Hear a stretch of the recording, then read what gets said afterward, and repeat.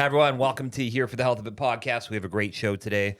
We have Andrew Boozer, who's the Executive Director of Senior Resources, and we have Becky Morrison, who's the Senior Resources Director of Development, and they talk about all things senior citizens.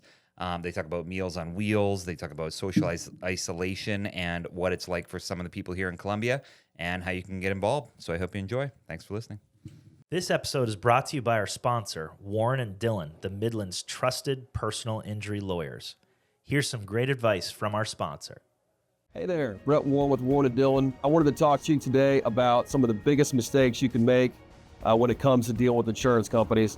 I think one of them is giving a recorded statement to the insurance company.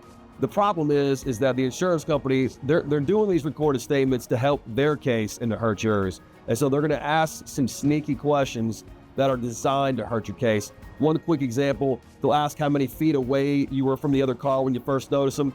Nobody really knows the answer to that. But what they're going to do is they're going to say, hey, you should have noticed that other car, and now you're 20% at fault. So do yourself a favor, just don't do it or talk to a lawyer first. Trusted advice, proven results, Warren and Dillon.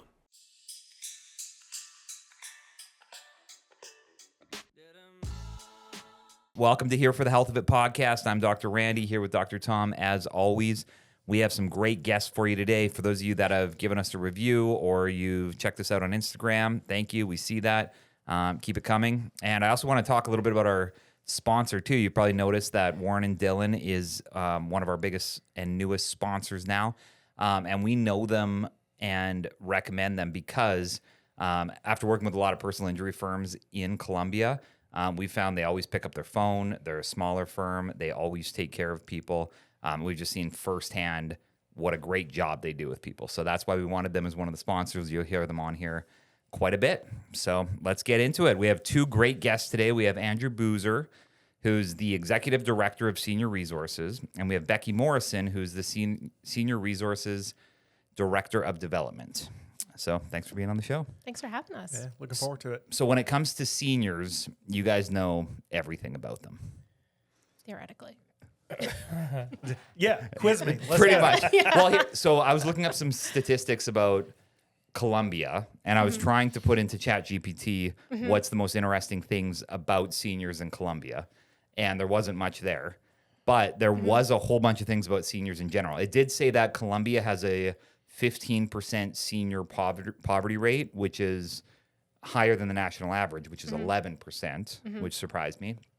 And then they were talking about seniors and STDs being up 200% in recent years. That's in Florida. South Carolina's good. South Carolina, that doesn't happen here. They're all celibate here.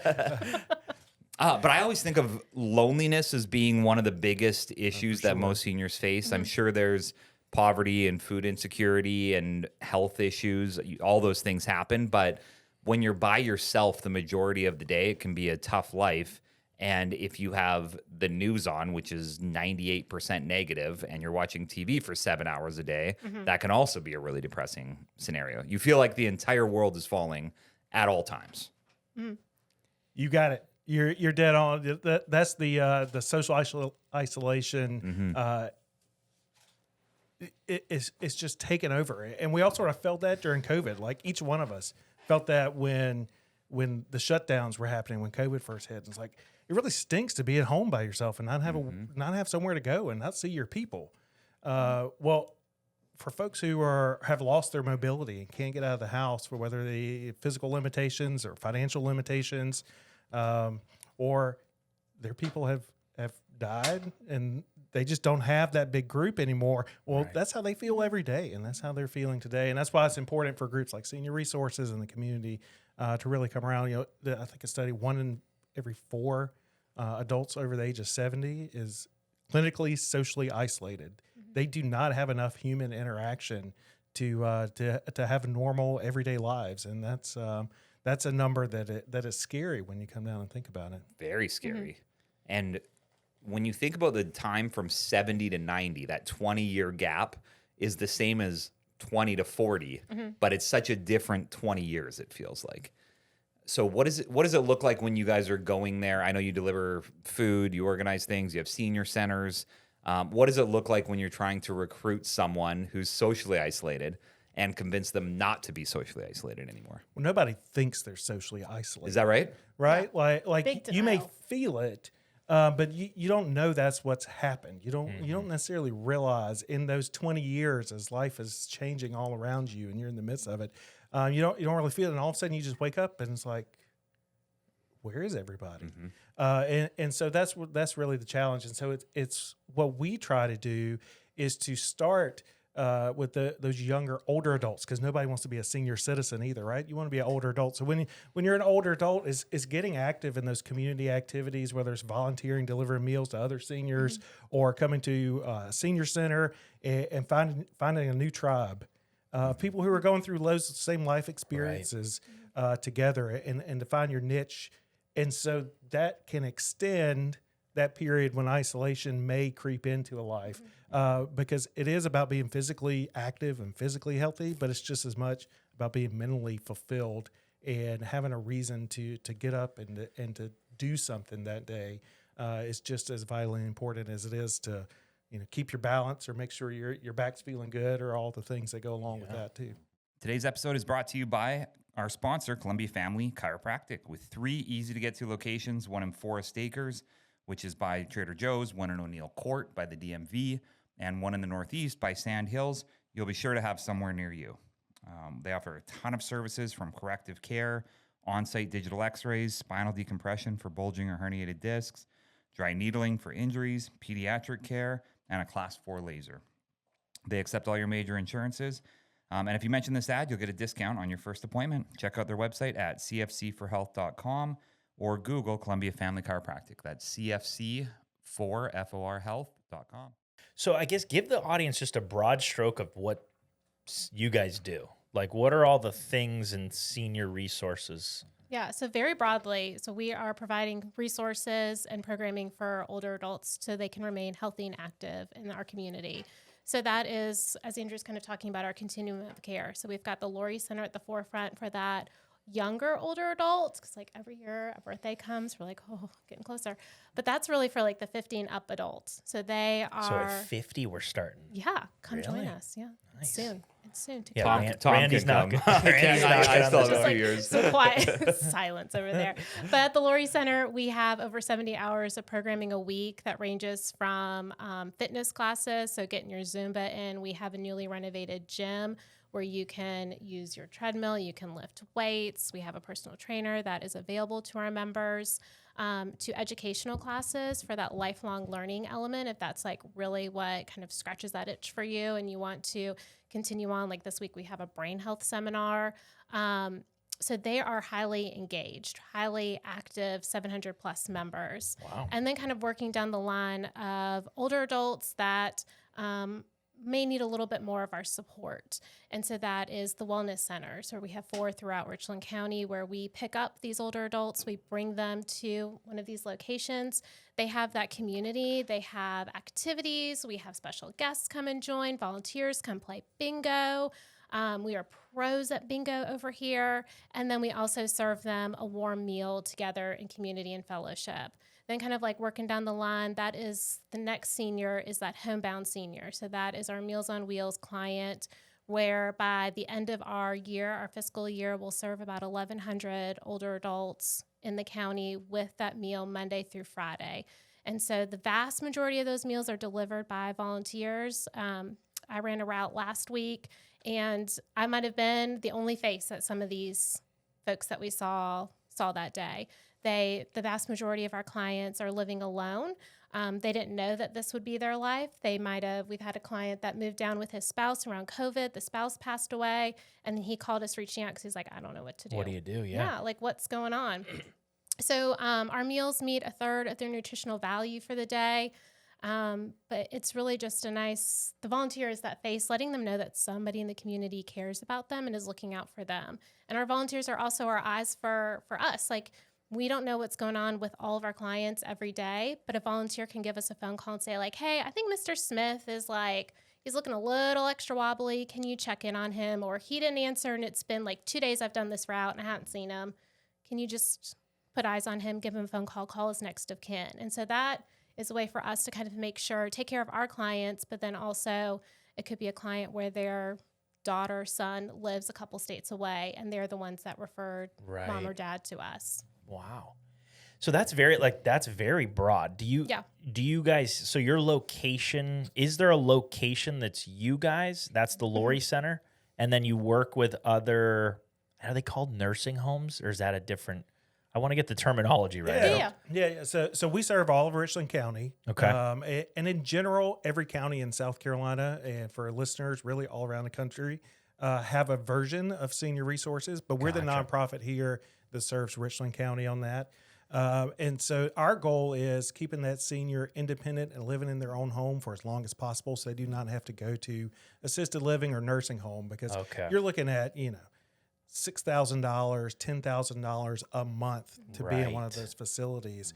But for the price of a meal and a volunteer delivering and hopping on the bus and going to a wellness center or coming down to Lori Center, it's a way better community investment for our seniors to be healthy and living in their own homes and being in their community and being happy, quality of life for those seniors. Right. And that's where we're stepping in. We're trying to prevent where those seniors will be going into those institutional settings until they absolutely have to. And then we certainly want to work with and support and refer in ways that are helpful for family members that are going through that. Okay. But our goal is to keep that senior at home for as long as possible, living a safe, healthy, happy life. Nice.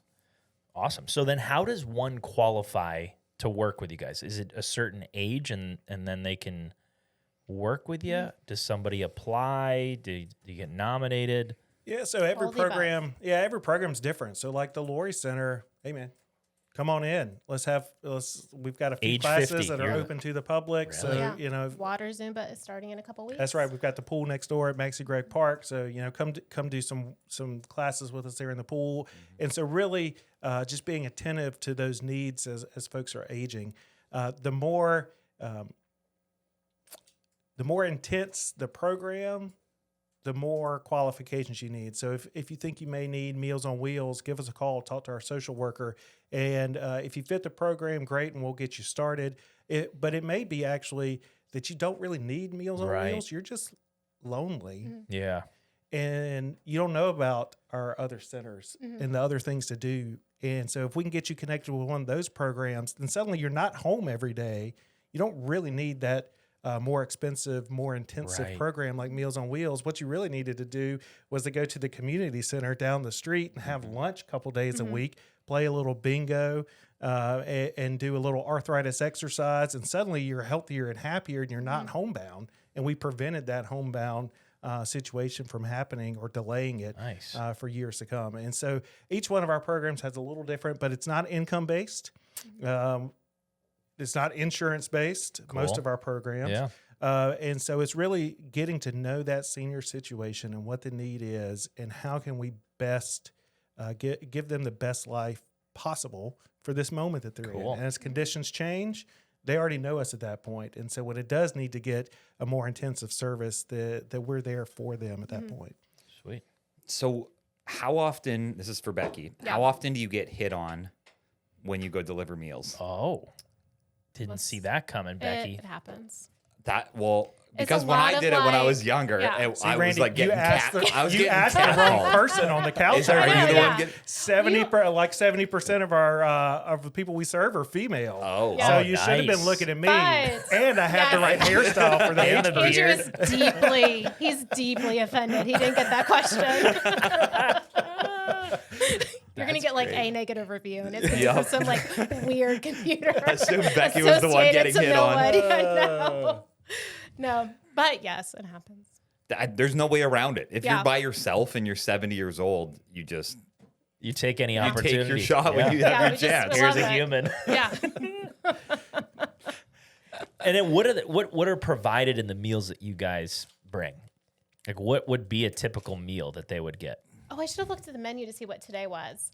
But usually, so it meets a third of your nutritional needs. So there is always a milk, unless God forbid, like we're in another milk shortage. That was a crisis for a while, and they got chocolate milk, and half the clients still call and ask for the chocolate milk, but we're back to regular milk. They get a fruit. They get a bread or a roll, a slice of bread, a roll of some sort.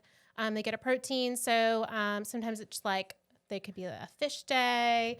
a ranch chicken day, a pork day. Just kind of depends on The riblet day right now is on point. Is it Really? though? The boneless riblet. just So hot. think like, McRib, but better. Wow. Yeah, but so there's always And there's the vegetable, good the broccoli. hot protein meal, and in vegetables, carbs. It's a completely balanced. Yeah. It's dietitian approved Sweet. to meet a third of their nutritional impact. Do they got to for the cook, day. like, or is it more just a reheat sort of deal? So for the Meals on Wheels, it's delivered hot, ready to go Every Yeah. day. every Yeah, day on Monday it. through Friday. Yeah. Yeah. Wow. Yeah. Yeah. Do you ever sneak a little riblet? Little sample. There are quality not, expectations that we have to do a little quality assurance from time to time. Yeah. Yep. I don't know. The broccoli days Andrew are really keeps a tough little days. fork in his car. He's like, All right, it's "Let's time see, for guys." quality. Sorry, sir. Someone took a bite out of your riblet today. Now, where does the majority of funding come from for you guys? Like, how does this stay funded, and how do you get donors from outside, or is this more government sort of thing? Yeah, so it's a good little bit mix. of all of the above. So our big three funding, one is federal funding, which is really fun. Speaking of bad news all the time on television right now. And then there's some other like state and local funds that come in that are government related. And then we really rely heavily on our community and donations and coming to the fundraisers and Midlands Gives with the Community Foundation is this month. And so, really relying on the community. And that's where the difference is actually made is on those community donations. Because the government programs are super important, and we absolutely need those things across the country, and especially here in our community. And we need to fight for those programs. But what really makes a difference is when the community gets engaged. That's what takes it up to the next level. And that's what we're blessed to have here in the Columbia area and in Richland County, a community that cares and that gives back. And when Becky calls and emails our donors, they respond, and we really appreciate that. And so that's what really makes that difference. But it takes all those things working together. Pre-COVID, we were serving less than 400 people meals every day on Meals on Wheels. During COVID, we were serving about 3,000 a day. Oh, wow. During the shutdown, seniors not wanting to go out for good reason during that. And now we're about 750 people on the meal. So we're serving almost twice as many people lunch every day as we were, just 5 years ago. So I want to ask you about the federal funding side of it, because it's a big deal right now in the news. Like you said, everybody's talking about it, arguing about it. And there's the one side where we have to take care of all these people. We have to make sure that they have funding. And then there's the other side where there's so much fraud and waste that everybody's frustrated and they want more paperwork or accountability. Yeah. But you don't want it to be so much paperwork that all of a sudden you can't do your job properly. Yeah. So where does that fall for you when you look at the federal funding? Do you ask for it and they just give you a blank check? Are you drowning in paperwork? Do they not give you enough? Do you have to return what you don't have? I can guarantee you it is not a blank check. And I have yet to see fraud, waste, or abuse in the space that we operate in. Yeah, okay. It's really hard to operate when you're serving the food every day. You can see it. The volunteers, everybody sees that. Right. We can't have waste, fraud, and abuse, or we wouldn't be here. And so it is absolutely critical. It is a set cap right now at the federal on how much money is spent on this program. It's been frozen. It hasn't been cut yet. Hopefully it won't. But at the same time, who went to the grocery store this week and realized stuff's more expensive? Food's more expensive. Yeah. All right, well, food's more expensive, but the funding didn't go up. So even if the funding there's not another dollar allocated towards what we do, we're serving fewer people because it costs that much more for us to put the food on the plate every day.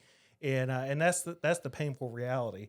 What is super frustrating, and we talked about this a little bit earlier with assisted living and institutional and healthcare, which we didn't even get into. Those are really expensive services that are going to be paid for by the American people.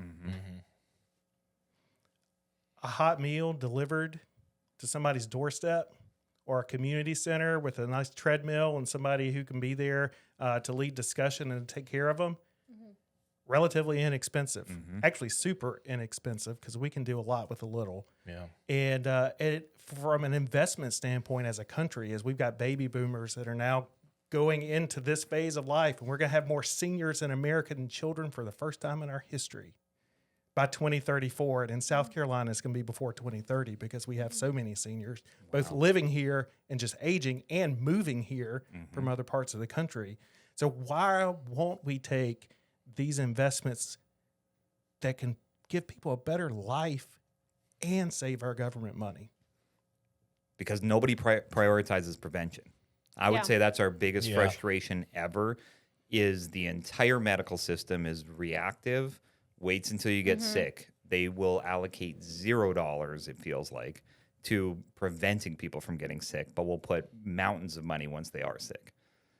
You want to prevent a fall, really hard to get covered for that. If you have a fall and break your hip, automatically everything's covered. So I think there has to be a shift of some sort in everybody's mind where we look at prevention as this thing that has value. Yeah. The problem is, how do you quantify it? If you spent $1,000 on meals, there's no way to prove to somebody that prevented them from going into an assisted living center 4 years earlier, or just kept them alive. Or because they have to get up to go to the door to let you in, that little bit of exercise saved them from breaking their hip. There's no way to prove it. Yeah. Or they don't move in with their children, and so the children are able to still work and pay taxes instead of being a stay-at-home caregiver. We talk about caregiving and children all the time and how disruptive that is from two people here on this couch that are dealing with that in our own lives. But it happens on the other end of the age spectrum too. As your parents are aging, suddenly you have those choices later in your career when it's like, what am I going to do? And it's that caregiver crisis. We're in the midst of it, of folks not knowing what to do and really being torn on how do I have a career, have my own children, and that, at that point they're finishing college, getting married, doing all this stuff, but then you're getting close to retirement yourself and you want to go travel the world and do all the things you've put off, but at the same time you've got your aging parent that can't live at home and doesn't have somebody checking on them every day, and so you don't feel like you can go out of town. You can't go to Italy. You can't do the things that you want to do because you're worried about your aging parent, and that's where we need to have that safety net to give those caregivers a sense of relief and a chance to live their lives and be productive as well. And a lot of people aren't having kids these days. It makes me think in 15 or 20 years, there's going to be a lot of people that don't even have a family necessarily to help them with that. Yeah. Well, just like the family structures changed so much over these years, where we were used to having mom and dad live in our house with us, and we've moved away. And so that's how a lot of our clients are finding themselves, as kids moved or they moved to get, closer to warmer weather out of the wickedness of that north. But it's just I'm from Canada. You don't have to tell me. Oh man, I'm one of the bad ones. I mean, my people migrated down from Ohio, so we're an escapee. We're just adding to the population. As an 8th generation South Carolinian, Second. welcome, but don't bring any of your relatives. We're full. Or cold weather. That's it. No, it's amazing. It's beautiful here. It's amazing. It's so great. When I was in Canada, there would be massive numbers of people who would come into the clinic. They'd get adjusted all summer long and into the fall. And then I wouldn't see them from about November 1st until May 1st when the snow melted. And all of a sudden, our whole clinic would have descended on them, 65 plus. And then they would do everything they could. They'd be outside. They'd do things for 5 months. And then it got cold and snowed, back inside. I mean, relatable. I haven't been seen in public in months because it's been so cold. So I'm back. Here you are. All right. Older. What is it called? Older adults. Older adults. Yes. Yeah, that's which is 50 plus. That's interesting. For the Laurie Center side, Yeah. Okay.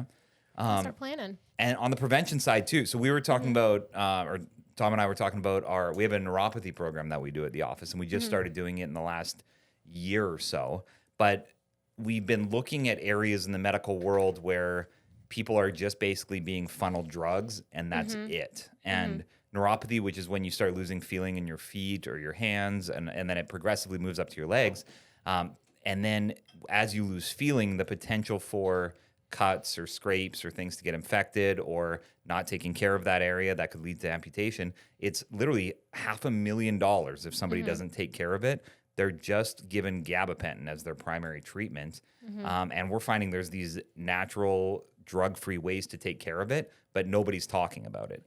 And the biggest hurdle that we face is the exact same thing you were talking about, where they might be $50,000 for a leg amputation, or they might have thousands of dollars in gabapentin a month.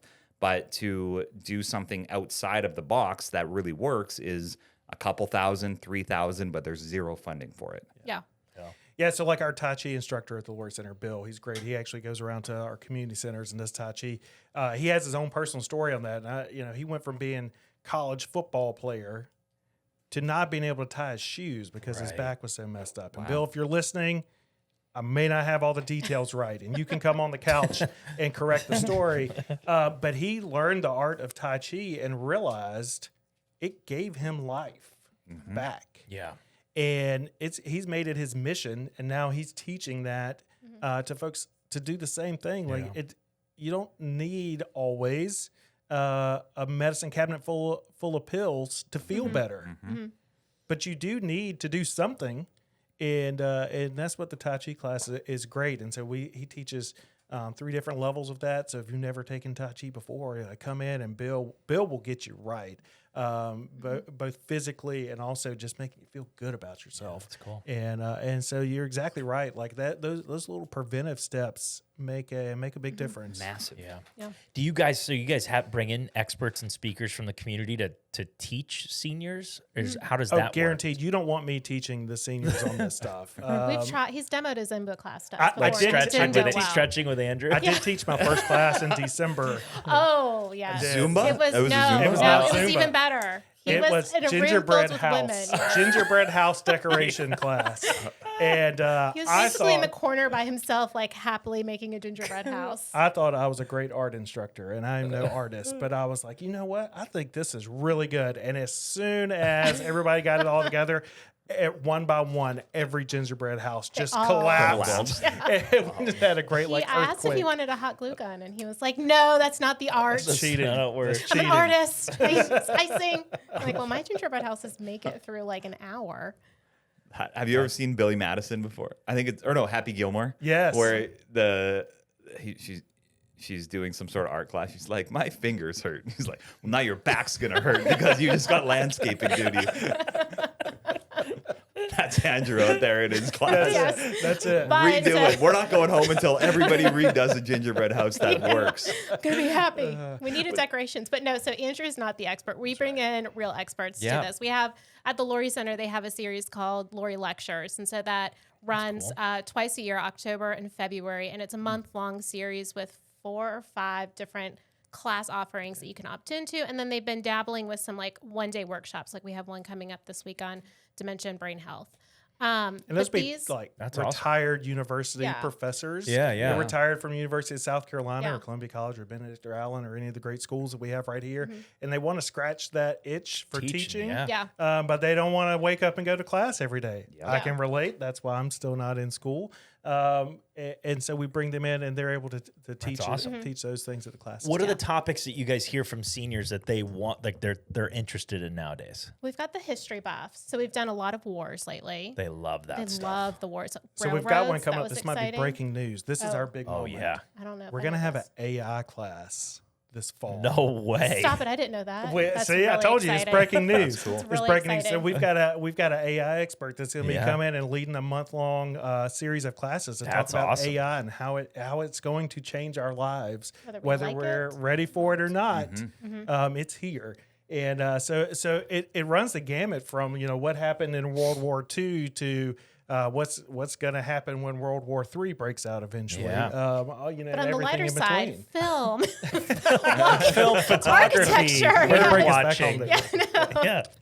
Nice. Shakespeare. There's a Shakespearean class this last semester. Yeah, and they and even the things gamut. that get you engaged, like gardening or native plants and butterfly gardens, things like that. To get that, not only are you learning something, but you're also developing a hobby that gets you out and gets you the physical activities too. See, I would go to one of those. Let's sign you up. Little gardening. Yeah. We'll grant an age. I'm gonna forge. Yeah, I'm gonna forge my age. Put on a wig and a hat. How has social media changed things? Have you guys noticed anything over the years that, like, are they more involved in it? Are they posting things they shouldn't because they have no clue what buttons they're pressing? Like, we do have technology with Mike on Mondays, I think. So we were trying to train. Mike? Yeah, we're trying to train the technology piece. Well, I mean, social media is a part of all our lives now, especially when you talk about that younger, older adult. They're on Facebook. Like, are they getting maybe scammed? on Facebook all the time? Are you seeing a lot of them getting scammed? Senior and scams are a huge issue. Yes. I mean, scams in general are a huge issue, and then you have to have the self-awareness to be able to weed those things out of your inbox or out of your text messages or whatever's coming through. And so it's a giant challenge. Elder abuse used to be, you talked about Happy Gilmore, elder abuse, you used to think about physical abuse. Well, unfortunately, those things do still exist, but the most prevalent part of elder abuse now has to do with fraud and waste and abuse and being a predator financially and getting those folks on social media or in emails or whatever and scams and draining their bank accounts. Those are the scary realities. Yeah, because that's what I thought. Like, my father was here this past weekend, and he's 72, almost 73. And some of the things, like, one, his font is out of control. Like, it makes the phone harder to use because the letters are so big. I'm like, you can't even it's only scroll. 2 words at a time. Yeah, I'm like, I can't even. Where's the OK button to like move to the next box? Nuts. But I'm watching him, and he's like, yeah, I got a call with this doctor in North Carolina that does this thing that might help me. And I'm like, what? And I'm like, did you go to the web? Like, is this a real thing? My mom's freaking out because my dad will give his information, his social, credit card, all this stuff to maybe find this, cure for his ankle that he's looking for. And he calls this, and it's an Indian guy. So he calls this number. And I'm like, Dad, hang up the phone. What are you doing? Yeah. And that's like what got me scared is like he's been on social media for years and knows a lot of this stuff, but he's still thinking that everything he comes across is so real. Yeah. And we have like scam prevention classes that we offer. We educate our wellness center folks about that because it is so prevalent. And they're preying on real fears. The scammers are They're seniors are lonely. Yeah. Their health is looking failing. for solutions. So, when somebody calls and says, "Hey, send me $2,000 worth of gift cards, and we'll get together for Applebee's on Thursday night," then what do? Ding dang, You go go, Applebee's. you go find your Applebee's gift cards, and those things. They prey on real vulnerabilities. And even some of the photos, because of what AI can do with photos, like they think certain things are real, and it's like that's not happening. Like a lion's coming out of the mouth of a giant snake, and my dad sent. I'm like, that's AI. That's not really. He didn't fight his way out of it. But it's all over. Yeah. Well, I remember when my grandparents came to visit a few years ago, and my children were probably 8 and 5 at that time. And my wife and I stepped out. We went and did something, maybe a workout class. And I could see on the Ring camera that somebody came to our front door. And our kids just know you don't answer the front door. If somebody needs us, your parents know that? They'll text me. That's the problem. Well, it was my grandparents, so they're in their 80s. And I'm watching on the Ring camera, and my grandma goes and answers the door, which first my kids are like, wait, we don't answer the door for anyone we don't know. That's just like a basic rule. They're like, no, it's fine. So they answer the door, and then they said something, and then she's like, well, the owners aren't home right now. They all gave them basically her whole life story. I'm their grandparents. We're visiting from Nevada. And I was like, we don't tell anyone that. Definitely not strangers that here, but it's just a different world. Back in the day, you had small communities and what to me felt like less scams, or maybe they were more physical scams, but less, less internet or information-based scams. But it's just the world's changing really, really fast. I can't even imagine. I think about 50 years from now, I'm having a hard time keeping up with technology. Let alone 50 years from now, what am I going to look at? And all the kids are going to be looking at me like, "Nope, don't do that. Nope, that was weird. Nope, don't post that. That's not allowed." Yeah. Well, and that's like we have to think too, like how we communicate with our clients across the board, because if you think cell phones were just starting when I was younger, right? Like that there's a huge gap in understanding, and you have to give them that grace to understand. Like they don't know how to use the phone, they don't know how to. We implemented a new kiosk check-in at the Lori Center, and the learning tool for some of our folks, it's still a challenge on how to check in. So it's like, how do we communicate with, our adults that they don't have cell phones. So how do they get the information about like, oh, we're going to be closed ahead of Memorial Day weekend. We're going to be closed for Meals on Wheels. So it's, what's our communication method? It's still that print piece, big font. Do you send a letter in the mail? We send out flyers. Via horse? Lots of flyers. Lots of flyers. Yeah. We attach the flyers to the riblets. Yes. And it is guaranteed to be seen. But it's too, it's like who, a lot of our Lori Center members, they are on Facebook. Like that is the bread and butter. Yeah. Instagram, not so much. Right.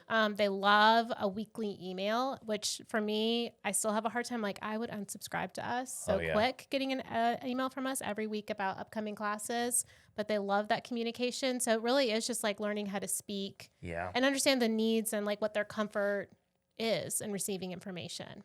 Have you guys had any political battles in the Lori Center? Because seniors love talking about around politics. election, I chose not to be in the lobby that much because there was a lot of chatter, and I was like, I just think it's for the best if I walk away. Yeah. I mean, you cannot have human interaction right now without that being a piece of the puzzle. Yeah. It is impossible. And so the goal is just to navigate that with as much grace as you can stand, and when you can't, walk away. And that's sort of unfortunately, the place that we are. What's been the most controversial besides the election was like what was going on with women's basketball and who was a big jumping ship. Like they got there was a heated discussion about some players leaving. Really? Yeah. Yeah. That was like really the hot topic a couple weeks ago. Nice. Is there an understanding in the older community that you get curated news based on what you like? They don't get that. No. That's what I'm, because a lot of people I'm finding don't realize the news that you see is not the same news that other people see. You like something, comment on it, you get fed that forever. You walk into a conversation halfway through assuming that everybody watches it, and they don't see the same thing. Well, it's a spectrum. It's just like raising kids and teaching that it's the same thing. We all have to teach each other that, what you see on the left and on the right, neither one of those are right. Or correct. And it's the truth is somewhere there in the middle, and my truth may be a little different than your truth and Becky's truth, and it's learning how to wrestle with that and have it realize what you're seeing is as you say, curated, and there's another side of it, and that's part of it, and that's not just a challenge for older adults, that's a challenge for all across the board, for sure. Yeah. That's a society issue. That's not an age issue. Yeah, I find that is one of the most frustrating things for me is I'll see something from the right, and then I'll look up the same story from the left, and they're both lying. The answer is actually right in the middle. They both just took one piece and focused on that. Another one took a piece, focused on that, and it's literally just there to get more clicks, views, likes, sponsors. Probably the most frustrating thing right now. This is starting to feel like my family Thanksgiving. Is it? Yeah. He's just going to be in the corner making a gingerbread house. It's a cold day. That's right. Let's get the guys some gingerbread. Let's do it. Now, do you guys get the opportunity to sit down with a lot of seniors and talk with them? Just general conversation, find out like what's on their mind, especially the homebound seniors. I'm curious about like what's a day in the life look like? Are they thinking about death a lot? Are they like what are they doing? Yeah, so that varies a lot, and we have a lot of interaction with our seniors who are at the community centers and hanging out in the lobby or on the bus or those things. A lot of chance, but for those folks who are homebound, they're really their window to the world is the volunteer who's delivering the meal to them that day. Yeah, and so it's really cool when like families come and do this in the summer when kids are off. And they come and bring the kids, and the kids, a young child delivering a meal to an older adult is like Christmas morning to that homebound senior who hasn't seen a kid smiling, and who doesn't like to see a kid smiling, right? And so that's their window to the world as that volunteer. And some of the seniors we serve are super chatty and talkative and want to tell them about everything that has happened in their life. And everything that's going on, and others, are having a harder time, physically and emotionally, and they just are hoping to get that meal. Glad to see you. Get out, keep going with your day, and that's understandable. What do they offer candy a lot? Like, will the senior give you guys like a little pocket full of candy, or is Never that been like offered not anything. really? I was trying to. Like a hard So last candy? week Like a I was Werther's? delivering, and my route had some puppy dogs, and I was like really trying to make friends with this one client's puppy dog. And he was just kind of like, give me my meal and go away, crazy lady. Like, get back in the car. And I was like, what's your puppy dog's name? How old is your puppy dog? And also I have a 2.5-year-old, so everything's like, puppy dog. But yeah, no. No hard candies or anything? No. I've heard, I don't know, statute of limitations may be still in play here, but I'm about to throw it out. Yep, breaking news again. We had a senior that we were serving one day, and it's like, hey, yeah, I've been waiting for you. Why don't you come in here? I've got some hooch I'm making in the bathtub. Would you want a glass? Oh goodness, Whoa. that's what I didn't know if like volunteers. Drink it? We Yeah, did how not, did it taste? and they were and they called Was it it a in. staff and member or a volunteer? It was actually a staff member, and they quickly Oh, called it well. in and said, we need to go check on them, which is great. Hey, I 'cause need then we can someone to get come them pick out. up my car for They me. have a hobby. That's good for them. Like I said, there it's not Yeah. a monolith. You know, anything and everything. Yeah, can be I didn't know if expected like and you guys had a experienced. policy for volunteers where like you just don't take anything. Like, what if they're making brownies and they throw some weed in them or something? I don't know if you walked into. Baby That's what boomers I'm- are yeah. hitting that They're age always now, wanting to so give you you some. never I've heard know, that. right? Yeah. But no, we don't encourage going Going through into the the threshold house, of the yeah. home. So Okay, it's a yeah. door-to-door interaction, not going through the home for the safety of the senior and for the Right. volunteer, not to go in the home, and then certainly use discretion on what. If you're offered something, I suppose, to use some common sense here. Right. Yeah. Okay. Just tell me the name of your puppy dog. Has there been any Yes. weird stories or stories that stand out in your mind with volunteer and senior interactions? Mine are always like the volunteer that saves the life. I mean, Oh, those are like like finds- those are like our favorite. Yeah. But they're always happy endings. I haven't heard of anything where like tragedy really has ensued. But we've had the volunteers, and when I tell groups, I'm like talking about Meals on Wheels, and I'm like, and you could save a life, but it's not going to happen every time. Like I've yet to save a life, but Right. my coworker Regina has saved a life. Just noticing signs that the person wants to or do like so coworker, she was delivering meals a couple weeks ago, and she opened the door, and Mr. So and So kind of like took a little like didn't look so good, was a little weeble wobbly, and did he completely fall out? Yeah, I think so. I think he fell. So she was just like, "Oh no, well. Yeah. didn't know this would be my day." Call 911. Paramedics came. He had like a blood pressure or something problem. And she convinced him, because he was like, I'm fine. And she's like, you're going to the hospital. So she convinced him to seek medical care and get attention. And we've had volunteers that they've stumbled upon a client who was like in the middle of having a respiratory problem, having heart attacks, and they call 911 and make sure that the client's okay. Or just or like in a smaller scale, just being like, Andrew looked like real pale. And Yeah, just, he does. yeah, it took him a really long time to get to the door to get his meal. Like, can you check on him? And so then that's when Right. we call and we're like, Andrew, go outside. Like, are you okay? But then our social worker will check in and we'll call next of kin. But kind of the Right. wild is like when we get a note or we hear from a staff or a volunteer that thankfully they'll tell us like, I called 911 today, and they're saving that life. They're making sure Yeah. that older adult's okay. That's good. Yeah. What kind of age ranges do you guys see? Like all the way up to What's your oldest? yeah. I know we have We just had one celebrated celebrate 100th 100th birthday a couple weeks ago. in the wellness Sweet. center. Wow. Yeah, we Yeah. get cake. We break the sweets rule for that one. Oh, nice. Yeah, so I think wellness centers we have 100 and maybe a 101er. Yeah. And Meals on Wheels, we haven't celebrated a milestone birthday in a while, but definitely like 90s and up. Sweet. Yeah. Wow. What do you guys see anything that seems to be a trend for the people who are doing really well, or when they keep doing something, they keep doing well?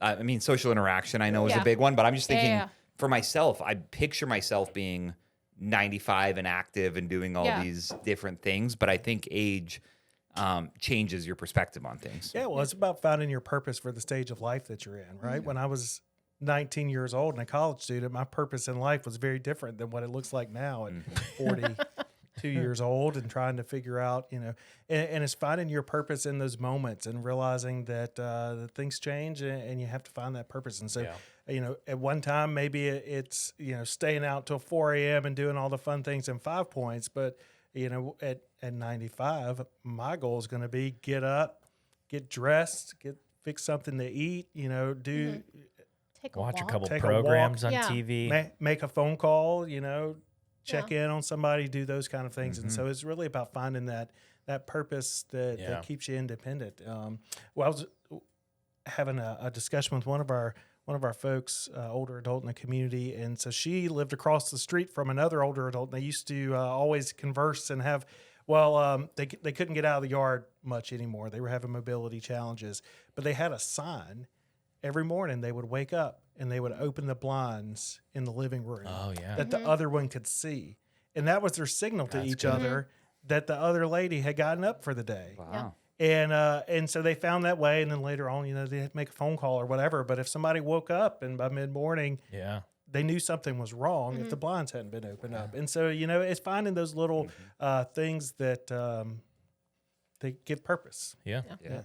Is everybody have cell phones nowadays, or are you calling any landlines? Yeah, so some landlines. our active Really? seniors, the ones that are coming to the senior center, and Yeah, things, Lori Center. Cell phones. Cell phones. yeah, Yeah. cell phone for sure. But we definitely are still serving folks that only have landlines. And Or we call their like it's on our route sheets. It's always like call or text or call or knock loud. When you're there, and then a lot of the times the number will go to like the son or the daughter because they don't have either a landline, maybe because they don't want one, or there's a financial barrier, but they definitely then don't have a cell phone. That's interesting. So how does anybody graduate from the program, or is death the graduation? And have you ever kicked anybody out for any reason? So we don't kick anybody out except for maybe the person who was offering hooch to the volunteers. Maybe. You might just gotten like a stern talking to. Stop. But we definitely see that all the time, especially like somebody may get on our program and they unexpectedly had an injury. Yeah. And they were in the hospital and they came out of the hospital and they realized like, I don't have anybody to cook for me or to look out for me. And so they reach out to us and we get them on services. We have a program for seniors as they're being discharged from the hospital. If the hospital refers them, we get them started right away because we know the need is there for a short-term 8-week program. So they're not guaranteed it for life because the goal is they're going to get healthy and not need it. So what we found out, and this is really cool health related, the folks who participated in that program were 3 times less likely to get readmitted from the hospital than those who turned it down. Wow. Talk about saving money. Some of cool. some of that had to do with the nutrition, but most of it was just being connected. And if something wasn't quite right or they were out of meds, they were telling us so that we could relay that information and reinforce that back to their care team. And so it's things like that when you really put it in the big perspective, makes all the difference in the world. Because why classify someone as homebound when they've still got a good life to live and be out and about? That's what they should be doing. That's what their purpose should be. Have you guys heard of, and I don't know if it's still a thing, when I was in college, I volunteered and did what was called HELP, Hospital Elder Life Program is what it stood for. And it was essentially anybody over the age of 60 that ended up in the hospital that were going to be there for more than one day. We got a list of them, and all our job was as volunteers was to go and hang out with them. So it was like to talk and like make sure cognition, play games, read, whatever they want to do. It was really cool. Is that a thing now? Because statistically, it was something wild. Princeton was doing this, I believe, at the time to find like their ability to, and I forget what it was, but the numbers were like astronomical. People that had somebody that would visit, on how quickly they got out of the hospital, how well they did versus people that didn't, and their only interaction were nurses, doctors. That their like reoccurrence back to the hospital was like through the roof versus somebody who played. Is that a thing I'm not now? familiar with it, but I'm not surprised by that that structure or that data at all. I mean, we kind of have that with our senior companions, where we have seniors that are volunteering through our AmeriCorps senior program, where they go into the home and they provide companionship, just friendship. So it's a mutual benefactor for both.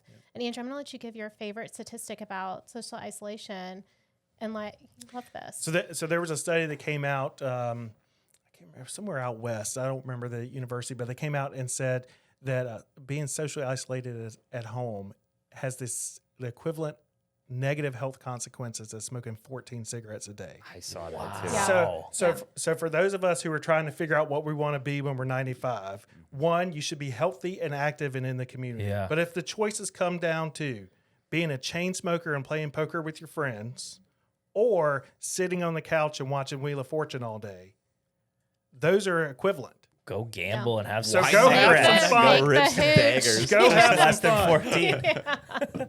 And then you're sad. That's awesome. Yeah. Well, that because I see like even with retirement, people go from perfectly fine, then they retire, and then they're isolated. Like that like, is retirement still a thing that you're seeing in seniors where they want to hit a certain age and like get out of work, or are you seeing more of them wanting to stay involved and working just because of the interaction?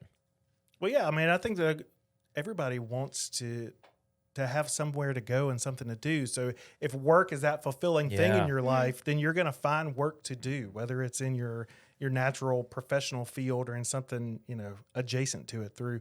But if work was hard and not something that gave you life, then you don't want anything to do with that, but you've got to replace it with something. Yeah. You can't just go from that to nothing. You've got to have something.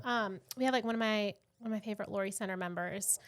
She comes every single day. She takes the 9 and 10 a.m. classes, and she treats it almost like her job. So she retired, and she realized if I don't set myself up with a schedule, I'm going to rot. Yes. So she comes, she uses the 9 a.m. like strong to the bone, and then she goes to Pilates or aerobics, whatever the schedule is.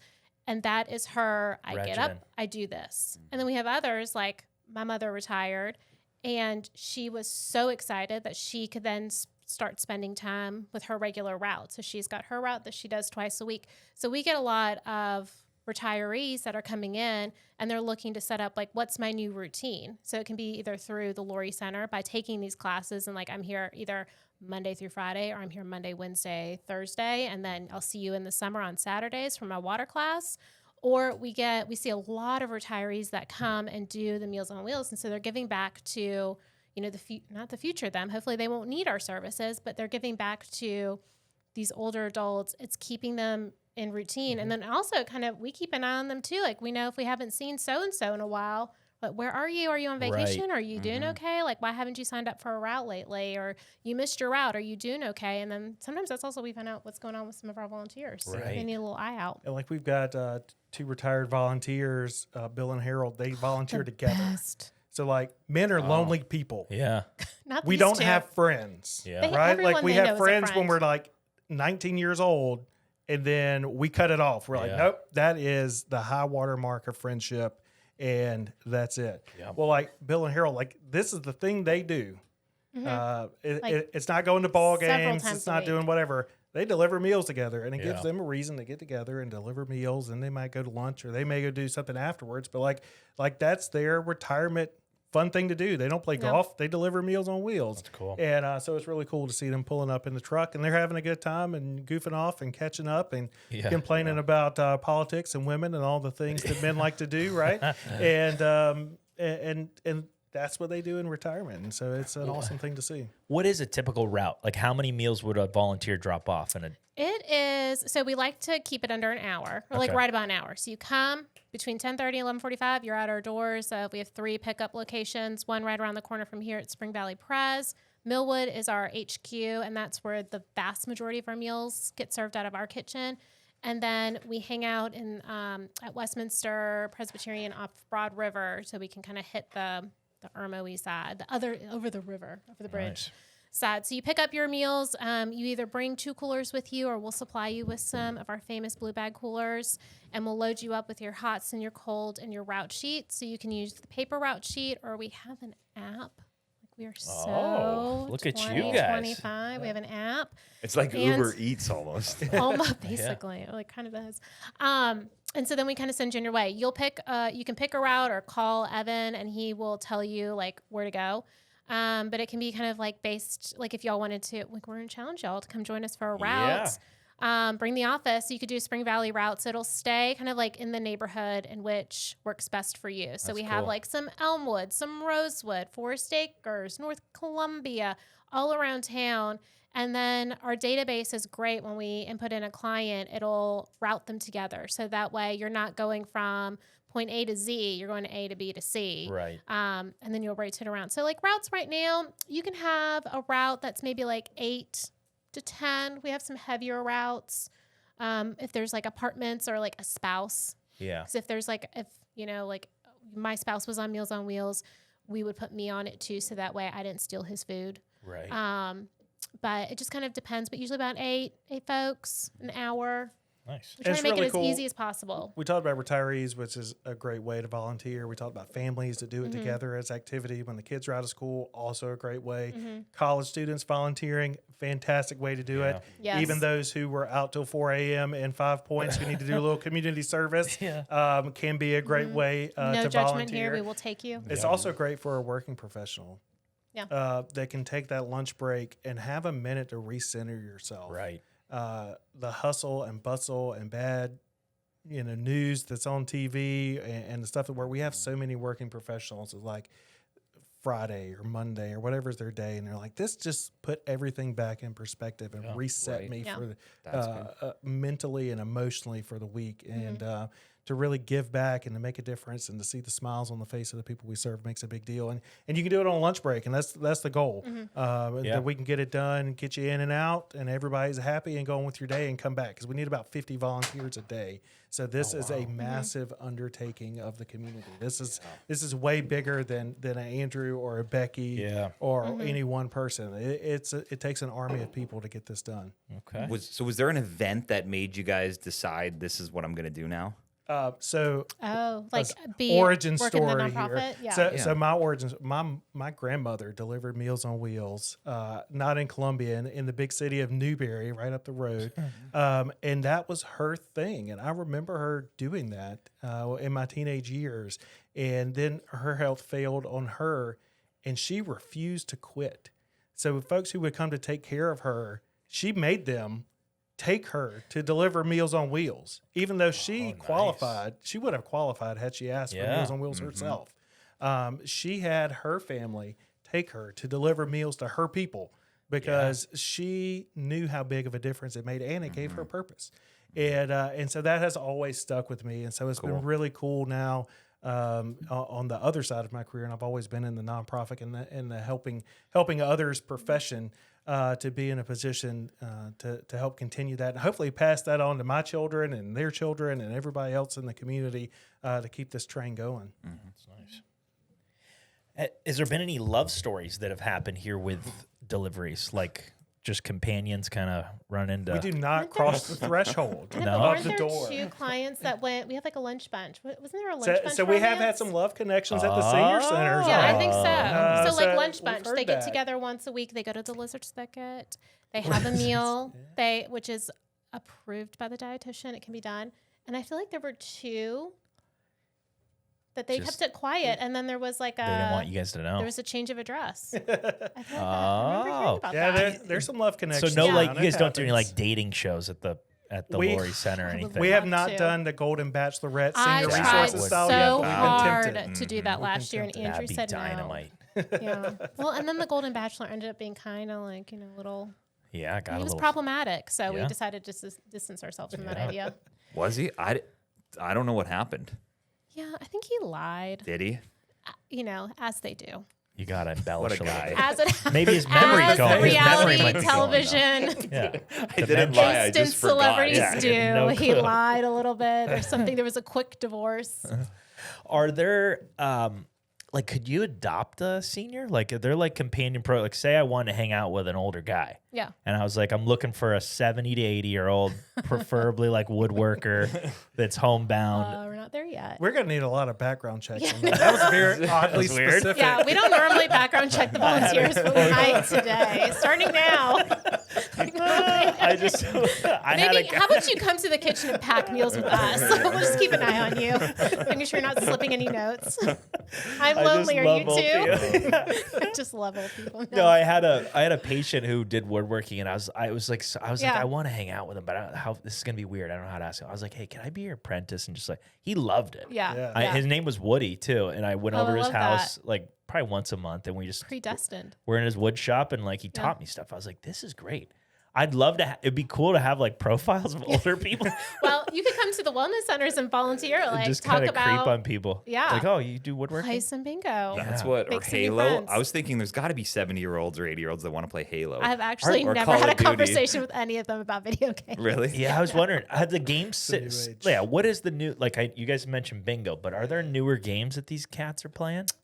Family Feud's been like really popular. Yeah. But I think also the staff just likes So using no the video buzzer. games, no computer games. Yeah, we haven't really crossed that threshold Yeah. now. I think the Maybe the next gen phones of and technology and stuff like that.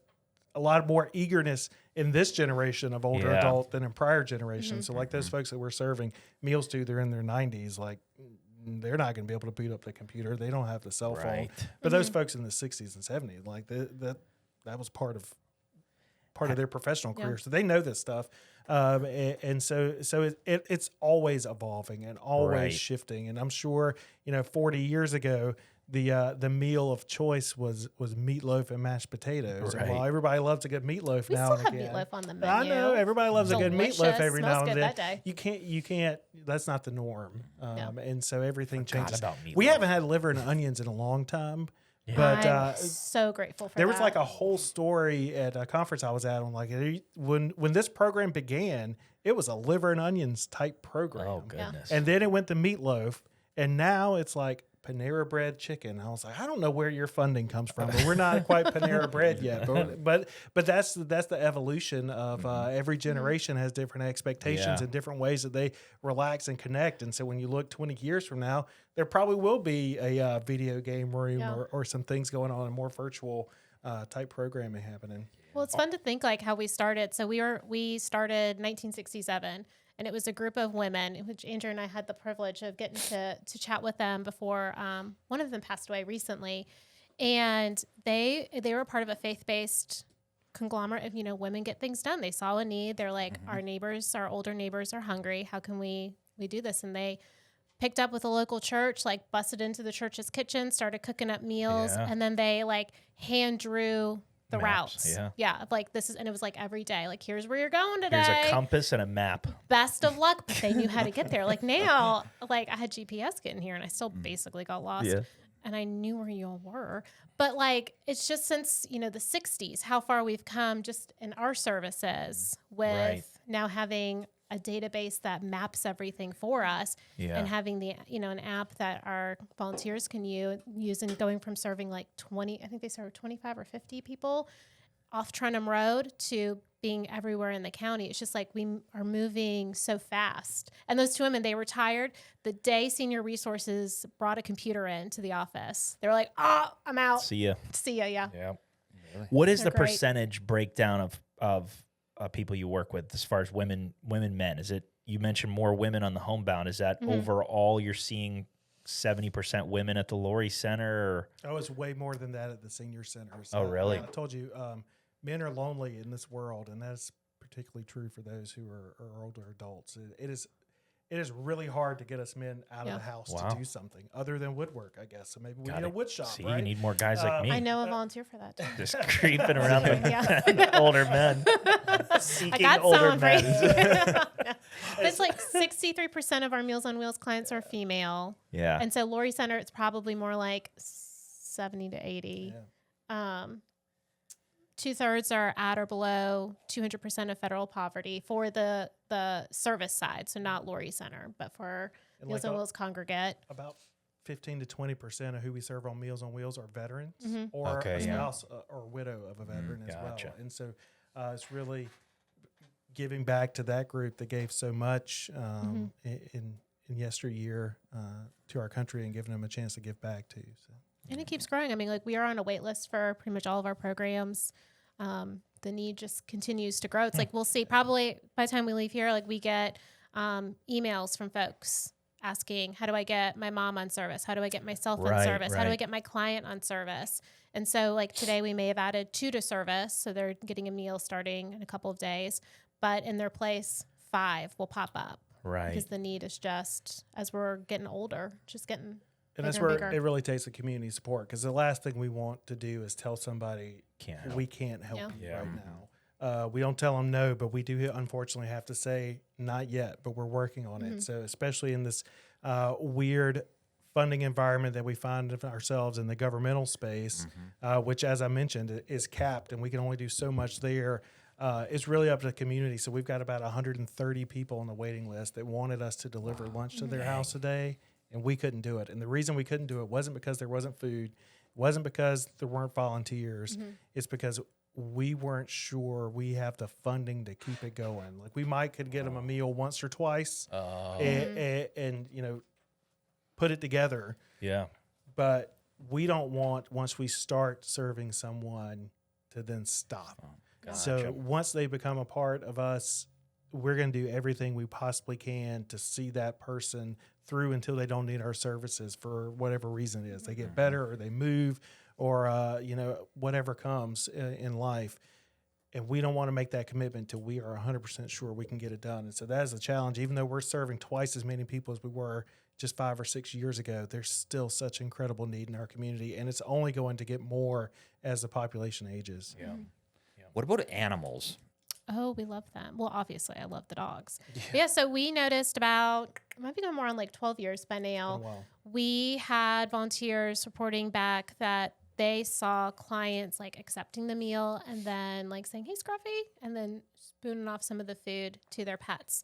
So we started our Pet Pals program, where once a month we do a pet food drop to our furry companions on service. Because like we all know, I mean, when the storm hit us, like what was that, Saturday night, Sunday morning, my dog was like at the door begging because she was terrified. She's like, please let me in.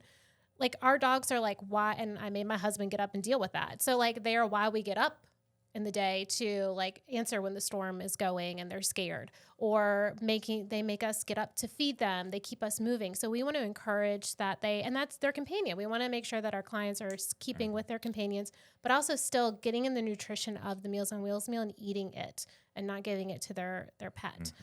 So we do a monthly pet food drop.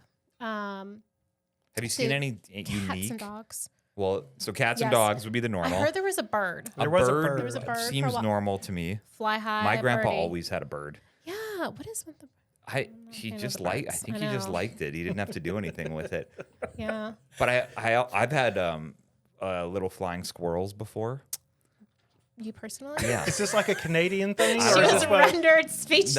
No, Why? How did you they acquire were it? just fun. Exactly. They I have were a lot just of fun. questions. Yeah, they were pretty fun. How But did they would you- just jump how'd you off the find cage this? and launch across the room and land on things. I feel like that's our hard line. Like no squirrels. No squirrels? You don't think squirrels? I would really rather not. I'm scared think I'll that- accidentally deliver to that I think that's our client. shot to get it go viral. I feel like Oh, the Meals Meals on on Wheels, Now accepting the Meals on Wheels squirrels. squirrel TikTok Sponsored account would by- would have Here for to the help. have to get a lot of views.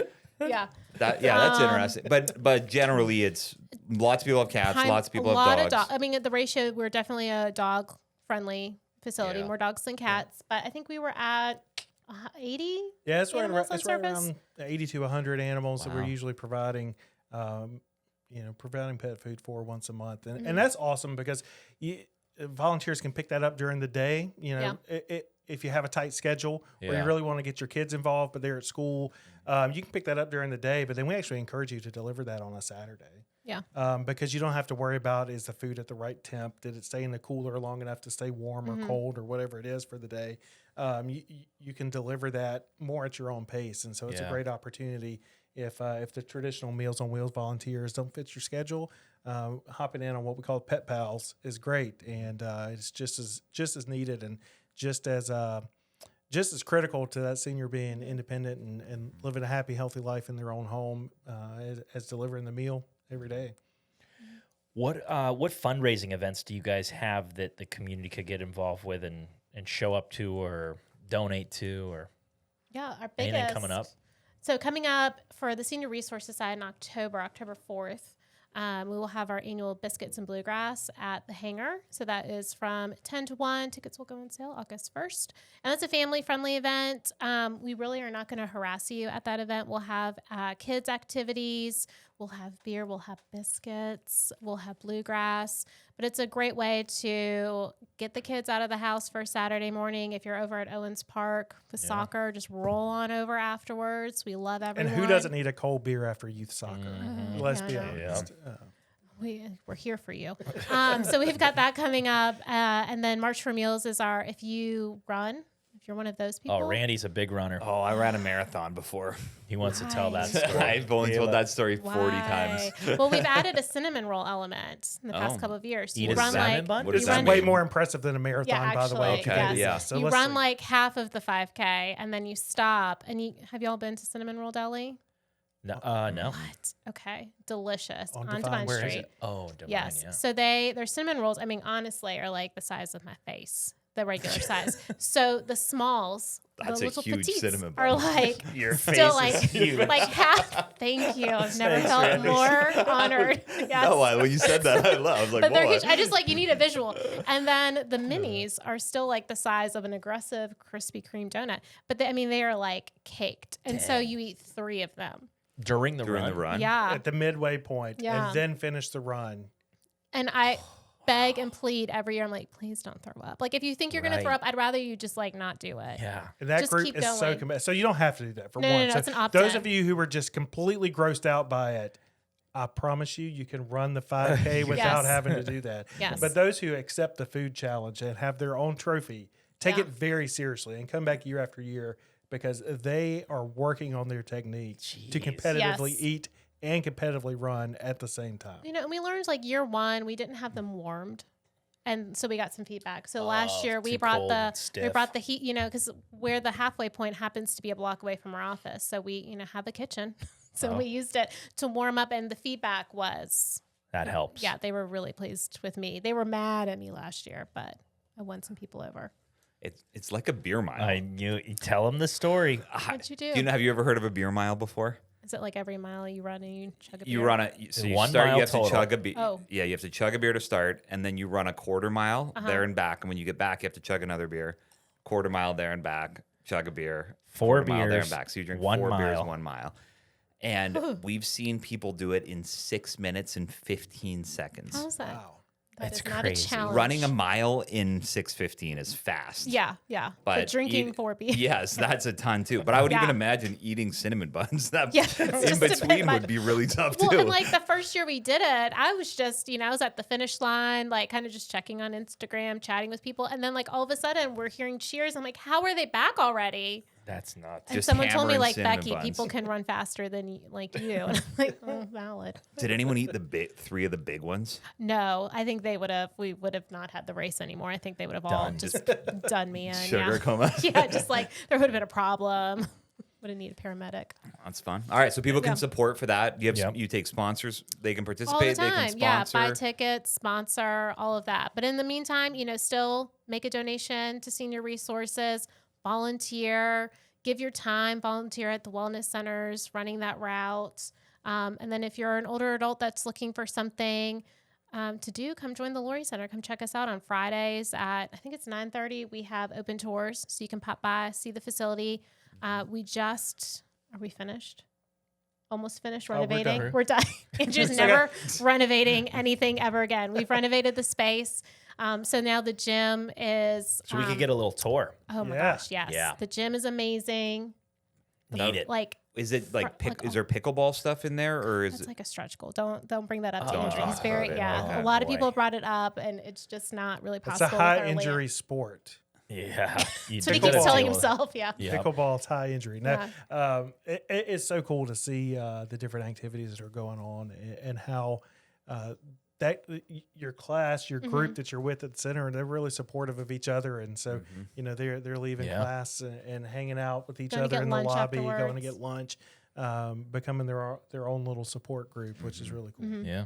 Sweet. cool. And what website, socials, what are things that people can kind of keep an eye on you guys on? Yes, if you go to seniorresourcesinc.org, that'll take you to all of our platforms. And then the Lori Center is LoriCenterSC.com. Nice. And you guys have Facebook pages Yep. and All of the Instagram above. pages. Everything but a TikTok. We No haven't TikTok. gotten no. What about Snapchat? personal As soon pages? as that pet squirrel comes along, we're all over the TikTok. You There guys, was one Midlands Gives where we hit goal, and I wasn't on staff at the time, unfortunately, and they made Andrew do the Carlton. And oh god, killed so it. that is actually it's still still out there. Like lives. maybe Yes. if we like hit goal really early on Midlands Gives this year, we'll like bring that video Bring it back, back. up. But ever since then, Andrew's like, no dancing accounts, like no Yeah. TikTok, please no. I love that. Every financial goal just has something New that dance. Andrew has to do that Just gets to more and more torture. aggressive. It like incentivizes the staff along with the community. It's good. do you want your personal pages out there for people to follow you and creep on you? Yeah, why not? That's fine. You can hear about my 2.5-year-old and my dogs that drive me nuts.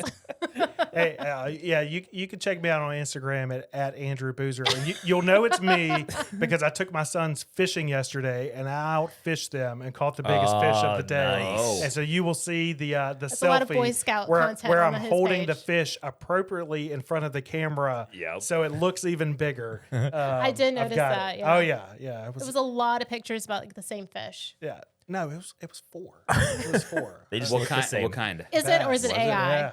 Oh no, it was not AI. That is legit. You never know these days.